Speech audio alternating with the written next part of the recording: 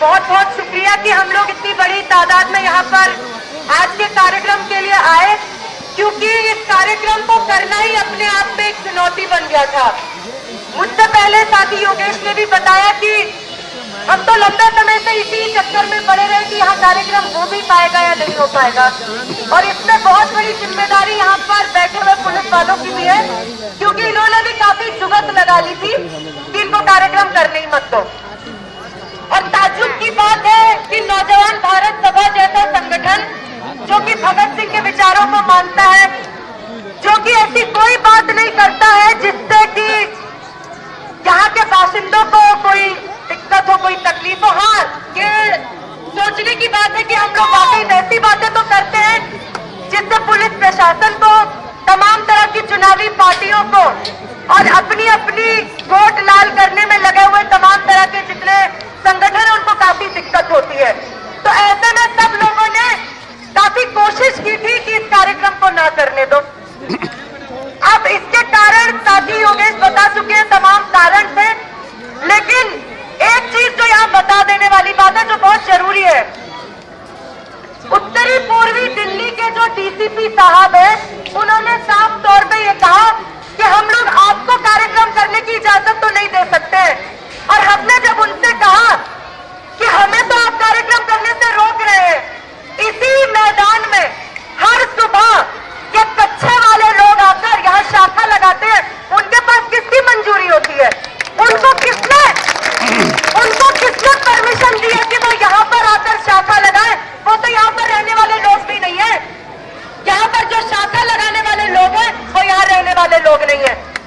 और ये बार बार कहना कि हमको उनकी शाखा लगाने से दिक्कत नहीं है, बात तो अब जनवादी देश है, वो शाखा लगाना चाहते हैं लगाएं, लेकिन जो जहर घोलने का काम वो शाखा में करते हैं, अगर इस देश के किसी भी पार्टी में और किसी भी सरकार में दम है तो इन जहर उगलने वालों की शाखाओं पे सबसे पहले रोक लगनी चाहिए। जो ये कभी नहीं लगाएंगे, इस मामले में ये सब लोग एक हैं, इस मामले में ये सब लोग एक हैं।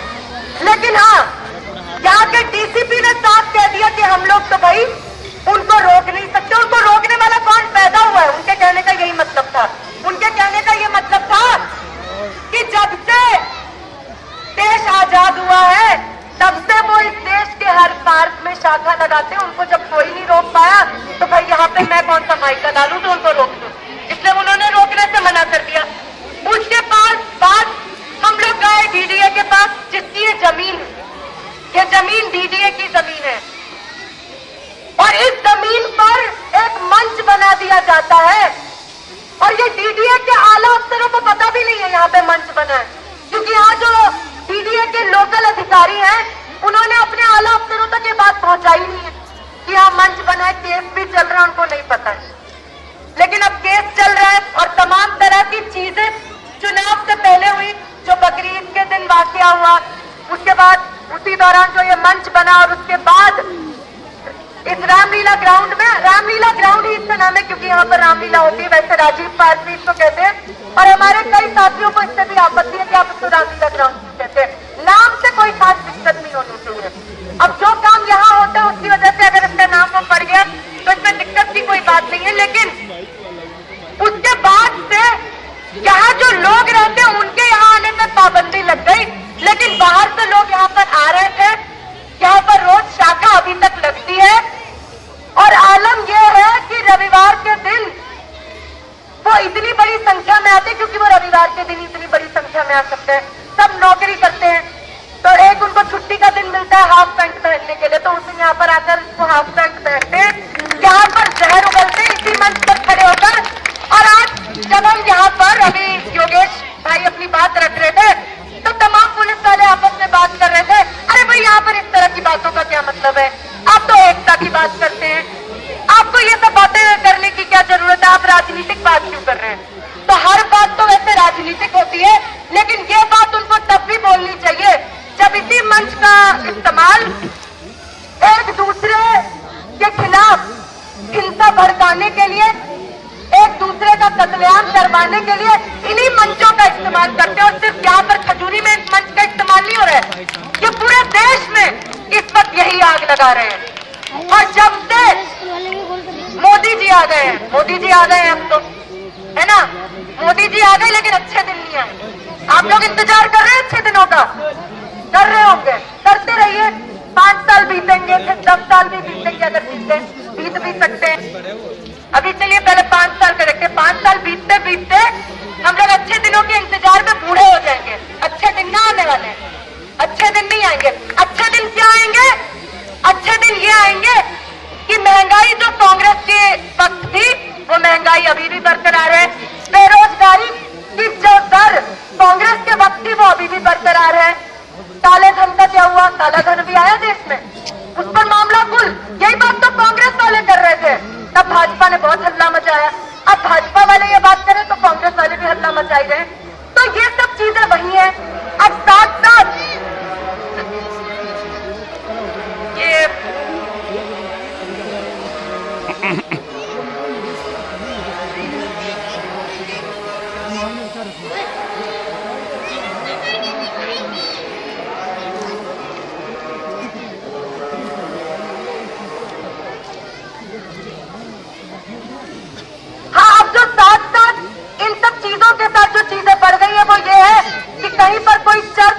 जा रही है, कहीं पर दिल्ली में ही त्रिलोकपुरी में जो हुआ वो भी सबको पता है। कहीं पर घर वापसी की बात की जा रही है कि जो कोई दूसरे धर्म का आदमी है जो कभी हिंदू रह चुका है, चलो भैया अब उनको घर वापस लाए। अब ये अचानक इस तरह की तमाम चीजें बढ़ गई हैं। इसके साथ साथ और भी कई चीजें बढ़ गई हैं, क्योंकि अब जो मोदी सरकार कर रही है वो ये है कि जो असली मुद्दे थे जनता के, जिनको हर बार चुनाव में लड़ने से पहले और चुनाव के दौरान सारी चुनावी पार्टियां उठाती हैं कि हम आएंगे तो ये कर देंगे, वो कर देंगे, कर कुछ पाते नहीं है लेकिन मुद्दे जरूर उठाते हैं। अब वो जो तमाम उन्होंने वायदे किए थे उनमें से एक वायदा पूरा नहीं हो रहा है। ज्यादातर वायदे खोखले साबित हो रहे हैं, जैसे कि इन वायदों को साबित होना ही था। लेकिन साथ साथ देश भर में मजदूरों का जो हाल है, मजदूरों के लिए जितने भी श्रम कानून थे उन कानूनों को खत्म कर दिया जा रहा है। जहां कहीं पर भी लोग अगर उनके खिलाफ कोई शोषण और उत्पीड़न और आवाज उठा सकते थे, उस आवाज उठाने के सारे इंतजामों को खत्म कर दिया जा रहा है। तो ये तो खत्म किया ही जा रहा है। इसके साथ साथ मोदी सरकार क्या कर रही है? प्रतीकों की एक राजनीति शुरू कर रही है कि आप भाई ये सारे मामले तो चलते ही रहेंगे, महंगाई को हम कम नहीं कर पाएंगे, बेरोजगारी भी बढ़ेगी, अर्थव्यवस्था का बुरा हाल है पहले से ही। तो वो क्या कर रहे हैं? कई तरह के अभियान भी शुरू कर रहे हैं। सफाई अभियान शुरू हो गए, कई तीर्थ स्थलों पर जा रहे हैं मोदी जी। अपनी यात्रा अगर बाहर के देशों में भी जाते हैं तो कोई ना कोई मंदिर ढूंढ लेते हैं और मंदिर में हमेशा मत्था टेकाते हैं। ये भी वो कर रहे हैं ताकि जो असली मुद्दे हैं उन सारे मुद्दों से इस देश की आवाम का ध्यान भटके। लेकिन बहुत देर तक ध्यान भटकेगा नहीं, क्योंकि देश की आवाम बहुत देर तक बेवकूफ नहीं बन सकती है। अब एक तरफ ये हो रहा है, दूसरी तरफ जहां जहां चुनाव होने वाले थे, लोकसभा चुनाव से पहले मुजफ्फरनगर हो गया और दिल्ली के चुनाव से पहले एक त्रिलोकपुरी हो गया, और खजूरी में भी जो कुछ हो रहा है कि आने वाले चुनावों की दस्तक है कि चुनावों से पहले कैसे वोटों का ध्रुवीकरण किया जाए। इसके लिए हिंदुओं और मुसलमानों को बांट दो, इसके लिए दलितों को एक बार फिर से बोल दो कि तुम हिंदू हो। वैसे आरएसएस और भाजपा की नजर में दलित जो थे वो आज तक हिंदू नहीं थे, उनको हिंदू मानते ही नहीं थे, जाटों को तक ये हिंदू नहीं मानते थे। लेकिन मुजफ्फरनगर में पहली बार इनको जाटों को हिंदू मानना याद आ गया और अब इनको नए सिरे से दलित भी हिंदू नजर आ रहे हैं। क्यों? क्योंकि इनको वोट चाहिए, इनको अब हिंदुओं का वोट चाहिए। लेकिन साथियों, ऐसे ही दौर में हम लोगों को यह भी लगता है कि भाई इनके खिलाफ अगर कोई मोर्चा बनाना है तो हम लोगों को एकजुट हो जाना चाहिए। लेकिन वो एकजुट होना वो एकता किस पैमाने पर हो? अगर वो मजहब के पैमाने पर होगी, अगर वो जाति के पैमाने पर होगी, और अगर वो लिंग के पैमाने पर भी होगी कि सारी औरतें कहें कि हम सारे मर्दों के खिलाफ हो जाए, सारे दलित कहें कि हम सारी ऊंची जातियों के खिलाफ हो जाए, और सारे मुसलमान कहें कि हम सारे हिंदुओं के खिलाफ हो जाए, तब भी हम लोग जो असली दुश्मन है, जिनकी नुमाइंदगी ये तमाम चुनावी पार्टियां करते हैं और जिनके सरगना बड़े बड़े पूंजीपति, बड़े बड़े धन्ना सेठ है, हम लोग तब भी उनसे नहीं जीत पाएंगे। क्योंकि कोई भी एकता किसी धर्म के आधार पर, मजहब के आधार पर, जाति के आधार पर या लिंग के आधार पर, वो इतनी बड़ी एकता नहीं हो सकती है कि इन दुश्मनों को उनकी असली जगह तक पहुंचाए। असली एकता हमें अब बनाने की जरूरत है कि हम लोग इन फासलों को भूल जाए। क्योंकि सारे गरीब, चाहे वो किसी धर्म के हो, किसी जाति के हो, और चाहे वो गरीब किसी जगह का रहने वाला हो, उसको भी वही सारे मुद्दे झेलने पड़ते हैं जो किसी और धर्म के, किसी और जात के गरीब को झेलने पड़ते हो। इसलिए जब आरएसएस और भाजपा जैसे लोग अपना एजेंडा लागू करने लगते हैं, तो हम लोगों के बीच में जो बात आती है, हमारे मुसलमान भाइयों के बीच में या हमारे दलित भाइयों और बहनों के बीच में, कि भाई हम लोग सारे चलो मुसलमानों को एक कर लें, सारे दलितों को एक कर लें, और मुसलमानों की अलग से कोई पार्टी बन जाए, या फिर दलितों की अलग से कोई पार्टी बन जाए, या फिर औरतों की अलग से कोई पार्टी बन जाए। इससे कुछ नहीं होने वाला है, इससे कुछ नहीं होगा। क्योंकि इस देश में जो सबसे बड़ी बहुसंख्या है, सबसे बड़ा जो वर्ग है, वो गरीबों का वर्ग है। उस वर्ग में मुसलमान भी हैं, उसमें हिंदू भी हैं। कौन सा सारे हिंदू मलाई चाप रहे हैं? ये मोदी जो है वो हिंदुओं का नुमाइंदा नहीं है, और ना आरएसएस जो है वो हिंदुओं की नुमाइंदगी करते हैं। उनके राष्ट्र में, उनके देश में गरीबों की कोई जगह नहीं है, दलितों की कोई जगह नहीं है, औरतों की भी कोई जगह नहीं है। उनका राष्ट्र तो ऊंची जाति के हिंदुओं से बना हुआ राष्ट्र है, और उनके राष्ट्र में टाटा, बिरला, अंबानी ही है। और वही बात किसी और धर्म के धन्ना सेठ पर भी लागू होती है, चाहे उसका धर्म ईसाई हो, उसका धर्म इस्लाम हो, उस पर भी वही बात लागू होती है। क्योंकि ये बात भी जानने वाली है कि जब कहीं पर दंगा होता है, जब कहीं पर कोई फसाद होता है, तो मरता गरीब है, खून गरीब का बहता है, बच्चे जो है गरीबों के मरते हैं। कि उन दंगों में, उन फसादों में अमीरों का कुछ नहीं जाता है, चाहे वो किसी धर्म के हो, किसी मजहब के हो, किसी जात के हो। इसलिए ये भी बहुत खतरनाक सोच होगी कि हम लोग ये मान के चले कि भाई अगर खुद को बचाना है तो हम लोगों को सारे मुसलमानों को एकजुट कर लेना होगा, सारे ईसाइयों को एकजुट करना होगा। जब हम ऐसी सोच को अपने दिमाग में लाते हैं, तभी हम ये लड़ाई हार गए, तभी हम ये लड़ाई हार गए। आज सबसे बड़ी जरूरत यह है कि इस पूरे देश में बड़े पैमाने पर इस बात का प्रचार किया जाए कि तुम लोगों की दुख तकलीफों के लिए, चाहे तुम हिंदू हो, मुसलमान हो, ईसाई हो, सिख हो, दलित हो या तुम औरत हो, तुम्हारे सारे दुखों के लिए जिम्मेदार ये पूरी व्यवस्था, ये पूरा निजाम है। वो व्यवस्था जो अमीरों की बनाई हुई है, वो व्यवस्था जिसकी नुमाइंदगी ये सारी चुनावी पार्टियां करते हैं, चाहे वो कांग्रेस हो, भाजपा हो, सपा, बसपा, पीस पार्टी, किसी रंग की, किसी झंडे की पार्टी हो, ये सारे के सारे लोग हम लोगों को आपस में बंटवाकर अपनी रोटियां सेकते हैं और थम जाते हैं। इसलिए जब आज हम अशफाकुल्लाह और बिस्मिल जैसे शहीदों को याद करते हैं, तो हमको वो संदेश भी याद करना पड़ेगा जो हमारे इन शहीदों ने, जो भगत सिंह और उनके साथियों ने बहुत पहले ही दे दिया था। वो रास्ता उन्होंने बहुत पहले ही बता दिया था। उन्होंने कहा था हमारा दुश्मन, हमारा तो असली दुश्मन ये पूरी व्यवस्था है जो मुनाफे पर टिकी है। हमारा असली दुश्मन ना तो मुसलमान है, ना हिंदू है, ना ईसाई है। हमारा असली दुश्मन इस व्यवस्था को चलाने वाले बड़े बड़े धन्ना सेठ, बड़े बड़े अमीर कॉर्पोरेट घराने और उनकी नुमाइंदगी करने वाली तमाम चुनावी पार्टियां हैं। और जब तक हम लोग ये नहीं पहचानेंगे, तब तक हमारी कोई भी लड़ाई कभी कारगर नहीं होगी। साथ ही साथियों, एक और बात, खुद को सेक्युलर कहने वाले, खुद को धर्मनिरपेक्ष कहने वाले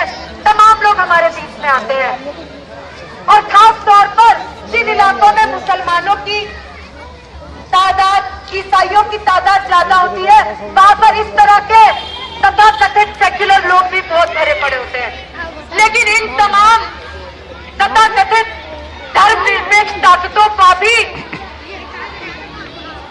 अब आज के समय में देखें तो उनके तमाम अपीलों से उनका ये कहना कि भाई देखो तुम लोग भी संयम बरतो, आपसी सहयोग से काम चलाओ, सब चीजें ठीक हो जाएंगी, इससे आज कुछ नहीं होने वाला है, इससे आज कुछ नहीं होने वाला है। आज असल में जरूरत ये है कि हम लोग अपनी फौलादी एकजुटता को पहचाने, फौलादी एकजुटता के बूते पर अपनी एक इनकलाबी पार्टी भी बनाए, वो पार्टी जो भगत सिंह के रास्ते पर चले, वो पार्टी जो चुनाव के रास्ते से नहीं इनकलाब के रास्ते से इस पूरे व्यवस्था का जवाब दे सके, इस व्यवस्था की जगह एक वो व्यवस्था कायम करे जिसमें मुसलमानों को, जिसमें ईसाइयों को इसकी कीमत नहीं चुकानी पड़े कि उनका मजहब क्या है, जिसमें औरतों को इस चीज की कीमत नहीं चुकानी पड़े कि क्योंकि तुम औरत हो इसलिए तुम्हारा काम तो घर में चूल्हा चौखट करना है, जिसमें गरीब जैसी और छूत अछूत जैसी कोई समस्या नहीं हो। ये रास्ता भगत सिंह ने दिखाया था, आज एक बार फिर उसी रास्ते पर चलने की जरूरत है। ये बात अभी इतनी घिसी पिटी नहीं है। आज के समय में जब एक बार फिर से जनता को बांटने की कवायद शुरू हो चुकी है, आज के समय में एक बार फिर से हम लोगों को इस संदेश को याद करने की जरूरत है और इस बात को भी याद करने की जरूरत है कि तमाम पार्टीवादी ताकतें, चाहे वो आरएसएस हो और उनकी चुनावी शाखा भाजपा हो, या फिर तमाम इनके जो बिरादराना संगठन है, बजरंग दल, विश्व हिंदू परिषद और भी जनता को बांटने के लिए नए नए जो संगठन और संस्थाएं रोज खोलते हैं, इनको अगर इनकी कब्र तक पहुंचाना है तो इसका एक ही इलाज है। इसका इलाज ये है कि खुद एकजुट हो जाओ, खुद बटे रहेंगे, खुद मजहब के चक्कर में पड़े रहेंगे, धर्म जात के नाम पर बटे रहेंगे तो हम कभी इनसे नहीं जीत पाएंगे। हम लोगों को अपने वर्ग को पहचानना होगा और हमारा वर्ग, हमारी जात, हमारा मजहब एक है। हम गरीब लोग हैं और हम लोगों की समस्याएं एक है। हमारा दुश्मन मुश्तरका है। जब दुश्मन मुश्तरका है तो लड़ाई क्यों अलग अलग हो, लड़ाई भी एक होनी चाहिए। और इस एक लड़ाई को लड़ने के लिए हम लोगों को लगातार लोगों के बीच में जाना पड़ेगा, उनके मुद्दों को पहचानना पड़ेगा, उनके मुद्दों पर एकजुट होना पड़ेगा। और अब जब चुनावों का मौसम नजदीक है तो ये लोग आपके दरवाजों पर आते ही होंगे और क्या पता आ भी रहे हो, तो इनसे तमाम तर सवाल पूछे जाने की जरूरत है।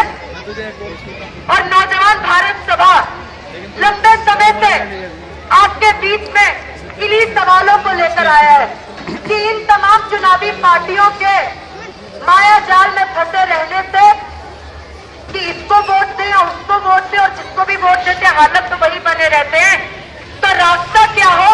नौजवान भारत सभा लगातार आपके बीच में इन्हीं बातों को लेकर आया है, आगे भी आता रहेगा।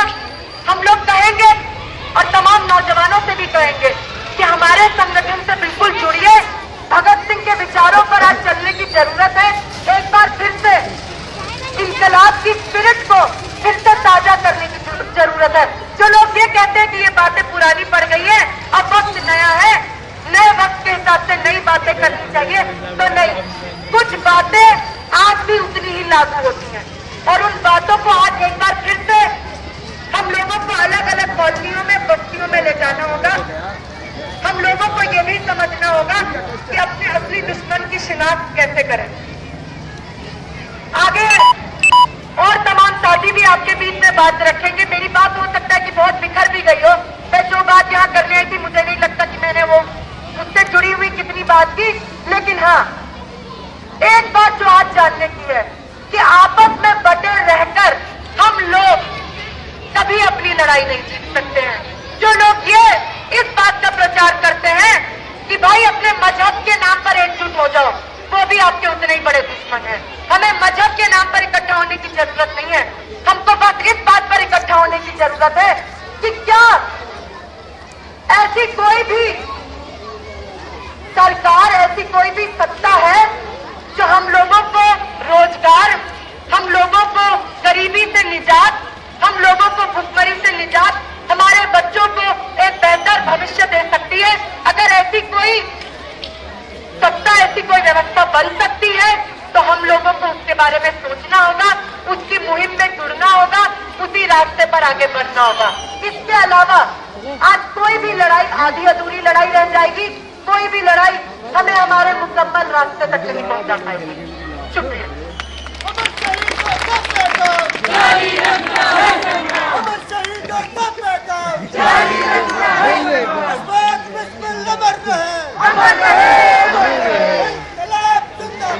जिंदाबाद जिंदाबाद